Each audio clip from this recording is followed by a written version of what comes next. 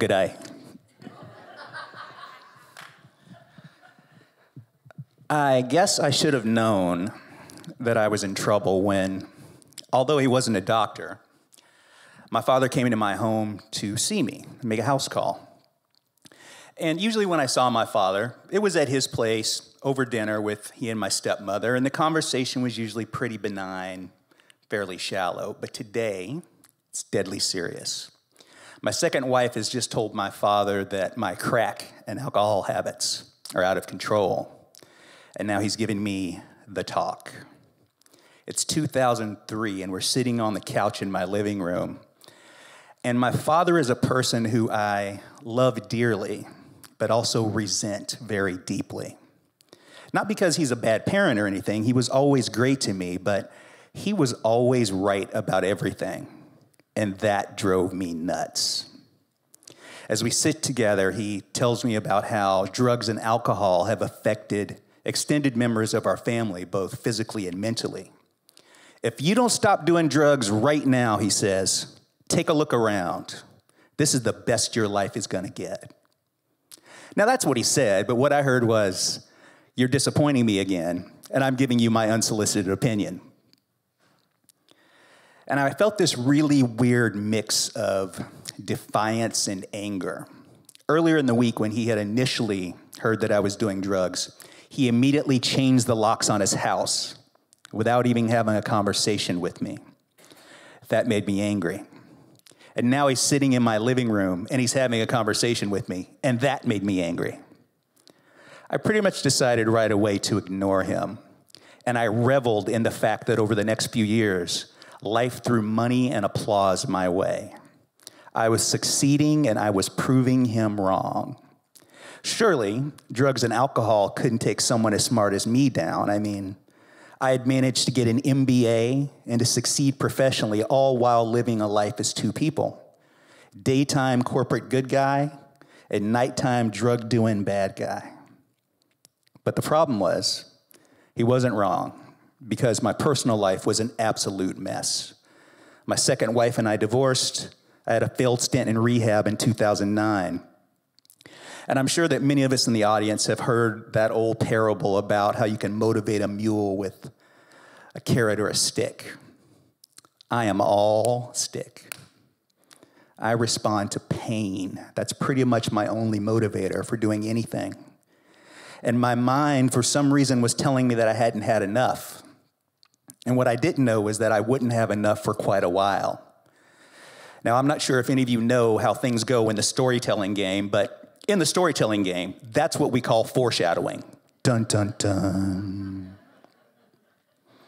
And I hated myself all the time. I had this negative loop that was always playing in my head. And the best way I can describe that to someone who isn't familiar with this is, think of the worst song you can think of. And for me, it happens to be Love Shack by the B-52s. And imagine that every time you're happy or you're sad or you're thinking or you're not thinking, this is the soundtrack to your life. You suck, baby, you suck, baby. That's what it was like. And my relationship with my family was getting worse and worse. My father and stepmother knew that if they were to ask me something, I'd lie, so eventually they just stopped asking.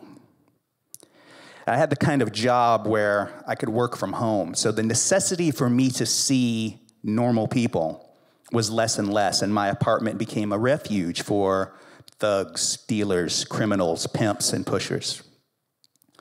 And so, yeah, maybe I should have known I was in trouble when my dad came to see me, and maybe I should have known that I was in trouble when I was drunk and I crashed a car backwards into a highway median at about 50 miles an hour. And maybe I should have known I was in trouble when, on my birthday in a foreign country, I got arrested on suspicion of drunk driving. And maybe, just maybe, I should have known I was in trouble when I was standing in an alley behind a bar completing a drug deal, and in the middle, my drug dealer stopped and looked at me and said, "Ty, I've been seeing you a lot lately. You all right?" So I just want to back up and focus on what just happened here. The person whose job it is to literally sell me death is questioning my mental state. this really made me stop and think that I needed a new drug dealer. And that's exactly what I went and got. But change my life? No, not me.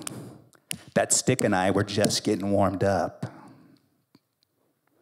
Maybe I should have known I was in trouble when in 2014, after getting evicted from an apartment and being a tornado in the lives of people who cared about me, I, who came from a great family and who had an MBA from the University of Washington, found myself standing on North Aurora Avenue in Seattle, homeless, addicted, and relieved. Not scared. I was relieved to not have to live as two people anymore. The good guy and the bad guy didn't have to struggle with each other. The bad guy got to take over. I took what little piece of me that was good and I put it in the bottom of my backpack because I wouldn't be needing that where I was going. I put the rest of my possessions on top of it, and I got used to the pain of that heavy backpack and the straps on my shoulders digging in. I got used to the feeling of that backpack on my back wrestling for space with the monkey that was already there. And for a while, that bad guy helped me survive the streets.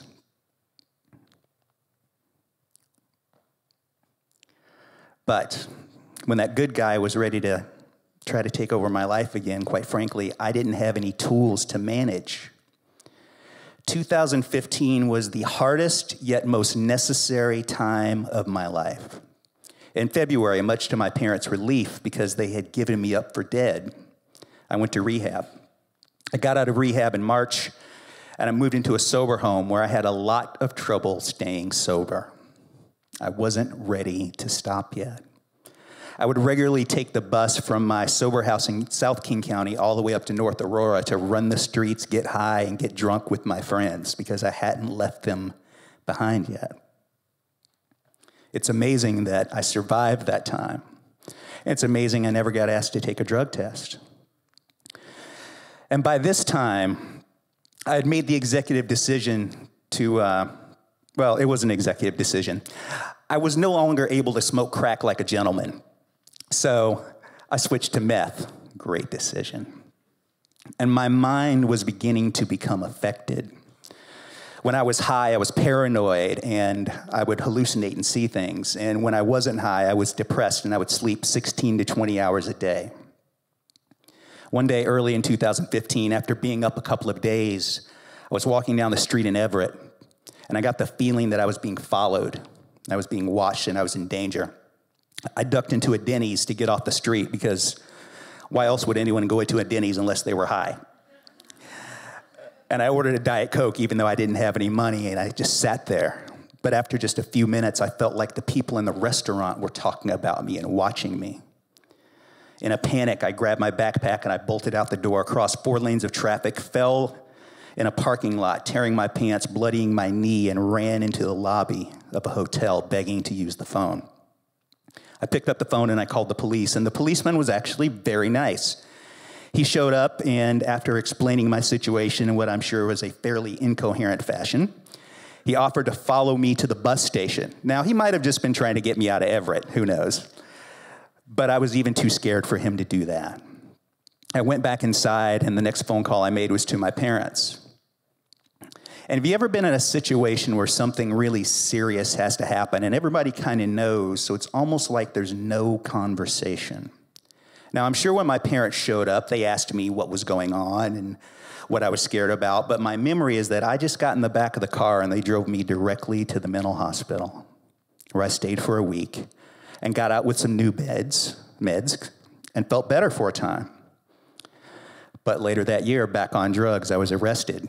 And I did 2 weeks in jail, and I was so fearful when I went into jail. Now, I had been in jail before, so this wasn't a new experience for me, but I was so paranoid and fearful that I requested to be put in solitary confinement.